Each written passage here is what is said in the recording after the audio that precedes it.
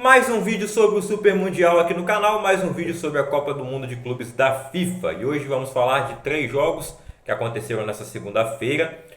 O Flamengo vencendo o Esperance da Tunísia por 2-0, o Chelsea ganhando de 2-0 do Los Angeles FC e também do empate entre Benfica e Boca Juniors 2-2. Se você é novo aqui no canal, seja bem-vindo, se inscreva no canal se for novo, clica aí no like, ativa o sininho das notificações que vai ter vídeo aqui todos os dias de jogos da Copa do Mundo. Então, se você quiser conferir o vídeo que eu postei falando das 5 primeiras partidas, né, a de abertura, e mais os 4 jogos do domingo, é só entrar aí no último vídeo do canal, vai ter a playlist também da Copa de Clubes. Enfim, vamos falar logo dos jogos dessa segunda. Dessa vez foram apenas 3. O primeiro jogo do dia foi Chelsea e Los Angeles FC. Ele fala Los Angeles Galaxy, que é o seu rival, que deveria estar no Mundial, só que na vaga do Inter Miami. Bom, o Chelsea venceu por 2-0 e o Flamengo também vence por 2-0. A gente pode até já traçar um paralelo, esse vídeo vai ser menor, não tem muito o que comentar sobre as duas partidas. A não ser dizer que tanto o Chelsea quanto o Flamengo poderiam jogar mais do que jogaram. E eles vão se enfrentar na próxima rodada, tem essa expectativa para a gente ver o Flamengo, que é o melhor time da América do Sul, no papel, pelo menos indiscutivelmente. Pode não ter tido uma primeira fase de Libertadores tão tranquila, mas está liderando o Brasileirão com uma folga absurda. Tem 20 gols de saldo em 11 rodadas, porque o Brasileirão tem 12, mas o Flamengo só jogou 11. Então são 20 de saldo e a pontuação está até empatada com o Cruzeiro, mas em comparação ao Palmeiras, que seria o outro grande time do Brasil que também está no Mundial, o Flamengo tem 2 pontos de vantagem, venceu o Palmeiras fora de casa e tem um retrospecto muito bom, inclusive, contra esse time que jogou com o Chelsea recentemente. O Palmeiras enfrentou o Chelsea recentemente no Mundial de 2021, que se eu não me engano aconteceu em 2022. Então o Chelsea vence por 2-0 o Los Angeles FC com gols de Pedro Neto e Enzo Fernandes, uma escalação um pouco diferente da equipe do Chelsea, que não teve uma escalação fixa também ao longo da temporada, até por muitas lesões que a equipe teve, né? Teve sofrimento com a questão das lesões de jogadores, mas o Enzo Fernandes começou o jogo no banco, entra no segundo tempo e faz o gol. O Pedro Neto marcou o primeiro, golaço por sinal, golaço do Pedro Neto, camisa 7 do Chelsea. E mais tarde o Luiz Araújo, camisa 7 do Flamengo, também veio fazer um belo gol para fechar a vitória do Flamengo. Só que aqui foi ao contrário, o Pedro Neto abriu o placar e o Enzo Fernandes fechou a conta no segundo tempo. Destacar a jogada, o passe maravilhoso do Cole Palmer na jogada do gol do Enzo Fernandes, terminando no cruzamento, e o gol de cabeça do zagueiro argentino e capitão da equipe do Chelsea. Então o time do Chelsea é muito bom, mas poderia jogar mais, né?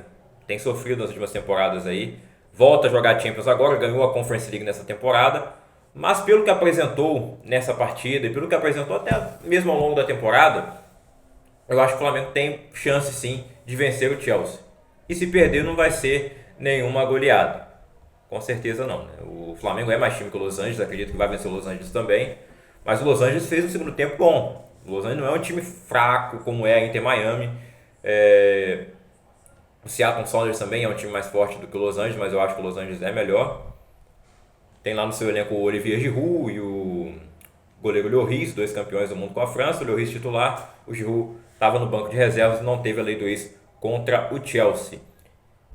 E o Flamengo então vence por 2-0 a equipe do Esperance da Tunísia, com gols de Arrascaeta, que faz e vive o Arrascaeta, né? Artilheiro do Campeonato Brasileiro, líder de assistências. O melhor jogador do futebol brasileiro hoje, indiscutivelmente. Na última data FIFA jogou muito também pela seleção uruguaia e ele marca o primeiro gol do Flamengo nessa Copa. O Flamengo que tinha dúvida na questão do Gerson, que aceitou a proposta do Zenit, vai para o time russo após o Mundial. Ele poderia ter aceitado lá atrás, em janeiro. Ele resolveu ficar, porque o Flamengo recusou vender na época também. Mas ele podia ter dito que era embora. Não. Na época ele quis ficar, renovou o contrato e agora vai sair mais barato do que sairia na época. A multa rescisória era um absurdo de 200 milhões de euros, ninguém pagaria, né? Nem o Neymar foi... o Neymar foi mais que isso, né? Mas, enfim, o Neymar era novo na época e era um dos melhores jogadores do mundo. Ninguém vai pagar 200 milhões de euros no Gerson, por mais bom jogador que ele seja.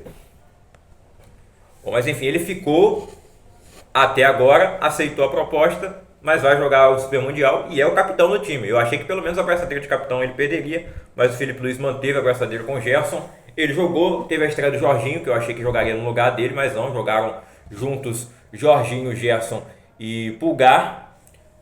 E o Jorginho fez uma grande partida, jogou muito bem, a ponto de muita gente estar querendo naturalizar ele brasileiro de novo. Não pode, e também acho exagero, tal como querendo dar a bola de ouro para ele em 2021. Teve essa história, né? Quem lembra, lembra. Então o Luiz Araújo faz o segundo gol na segunda etapa e depois é substituído, como o Arrascaeta também foi, e o próprio Gerson também. O Jorginho e o Pedro perdeu a oportunidade de fazer um gol no primeiro tempo, poderia ter sido mais aí pro Flamengo, como poderia ter sido mais pro Chelsea também contra o Los Angeles, mas o Chelsea sofreu mais riscos de levar gol do que o Flamengo. O Flamengo não. O Rossi não trabalhou basicamente, né? O time do Esperança é bem fraco. O craque deles é o Ian Sassi. Camisa 10 do Esperança é o Ian Sassi, que jogou no Vasco em 2020. Teve o vídeo do torcedor querendo jogar o sapato no treinador, que na época era o Valentim, Alberto Valentim. Era por conta do Ian Sassi. Ele ia colocar o Ian Sassi no jogo, o torcedor ficou maluco, tirou o tênis e ia jogar no gramado. Então foram 6 finalizações apenas do Esperança. O Flamengo finalizou 11, mais a metade. A metade basicamente, né? Seria meia dúvida. Mal gravado lá de fora isso. E é isso, posse de bola, não tem que comentar mais, né? Vamos falar de Boca e Benfica para fechar o vídeo. 2-2 para Boca Juniors e Benfica, dois times que nunca se enfrentaram. A maioria dos times que estão aí na Copa do Mundo nunca se enfrentaram. E o jogo foi bem interessante. Eu não esperava esse equilíbrio, né? Eu achei que o Benfica fosse ganhar até com uma certa tranquilidade, porque o Boca é um dos piores Bocas de todos os tempos. Ele ainda é temido na América, pela tradição, pelos títulos de Libertadores que tem. Mas mundialmente, então, né, o Boca não vem figurando forte, não ganha Libertadores há muito tempo, nem sequer está disputando a Sul-Americana nessa temporada, perdeu a pré-Libertadores ali para a Alianza Lima. Então eu não esperava muito do Boca nesse Mundial, estava sem o Cavani, que também até hoje não se mostrou o craque que deveria ser no Boca Juniors. Né? A gente esperava que o Cavani fosse entregar bem mais no Boca Juniors e está entregando pouco. E ele estava fora, o goleiro Romero também, o goleiro titular foi o Rocher é o goleiro do Internacional. Foi o Marquezin, que era o goleiro do Grêmio, foi o titular do Boca Juniors nessa partida. O jogo terminou empatado em 2-2 e apenas argentinos marcaram gols nessa partida. Né? Do lado do Boca Juniors, o Merentiel abriu o placar aos 21 minutos. Aos 27, o Batalha ampliou. O Merentiel é jogador do Palmeiras, Batalha ex-jogador do Atlético Mineiro. E aí no segundo tempo, aliás, no final do primeiro tempo tem um pênalti pro Benfica, o Di Maria vai lá e converte, muito vaiado até na entrada de campo. Inclusive é uma coisa que muita gente está comentando nessa Copa do Mundo, né? Além dos estádios não estarem muito cheios, a FIFA ter feito uma manobra ali para encher o jogo de abertura, tinha ingresso valendo $2. E essa questão da entrada em campo dos jogadores a um estilo americano, né? Esportes americanos, como a NFL. É até mais uma coisa de luta, assim, né? Que entra 2 lutadores só e os caras entram agitando, o locutor chama o nome. Mas não tá muito legal no futebol porque os jogadores não compraram a ideia, eu acho isso. Eu acho a ideia boa, mas se os jogadores não comprarem, fica sem graça, né? Inclusive no primeiro jogo lá, Inter e Al Ahly, os caras têm que ficar frente a frente na hora do hino. Não tem hino nenhum também, é só uma musiquinha tocando. Eles ficam frente a frente por um tempo, vão se cumprimentar depois. Normalmente ficam lado a lado, né? A arbitragem no meio, um time de cada lado. E a questão de chamar jogador por jogador, tem jogador que acena, tem jogador que tem esboço. Os do Boca Juniors pra mim tiveram a melhor reação até agora, na entrada. Agora a maioria entra ali bem envergonhado, né? Não é um costume do futebol isso, mas eu acho que eles poderiam comprar a ideia, né? Sei lá, o jogador que tem a comemoração característica do Palmeiras poderia entrar assim já.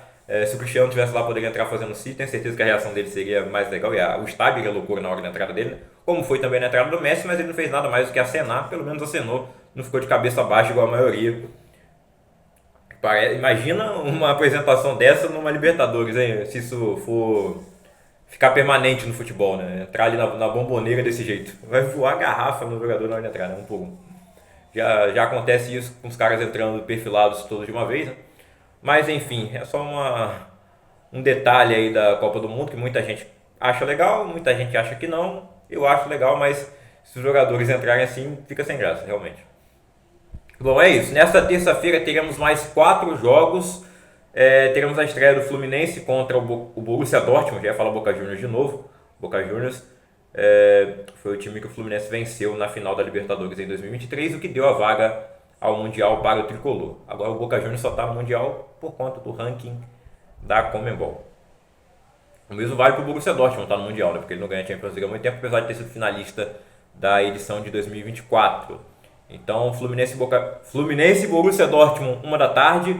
4 da tarde tem River Plate e Uriah Heads do Japão. Às 7 da noite, sem dúvida alguma, o melhor jogo dessa fase de grupos, o San Hyundai, é do Japão também, né? E o Sundowns, que é de um país africano. Já até esqueci, né? Parece um jogo de marca de carro contra uma marca de protetor solar. Mas e aí, vocês vão assistir ou não? 7 da noite. E às 10 da noite, a vice-campeã da Champions, Inter de Milão, contra o vice-campeão mundial Monterrey. Vice-campeão intercontinental, né? Perdeu lá pro Real Madrid, eliminou o Botafogo na semifinal do ano passado. E o Sérgio Ramos joga lá no Monterrey, então é um jogo legal aí às 10 da noite para fechar esta terça-feira. E aí na quarta fecha a primeira rodada, com Manchester City, Viagem Casablanca, Real Madrid e Al Hilal, Pachuca e Salzburg e Al Ain e Juventus. É isso aí, pessoal. Deixa o like, se inscreve no canal, ativa o sininho das notificações e até o próximo vídeo. Valeu!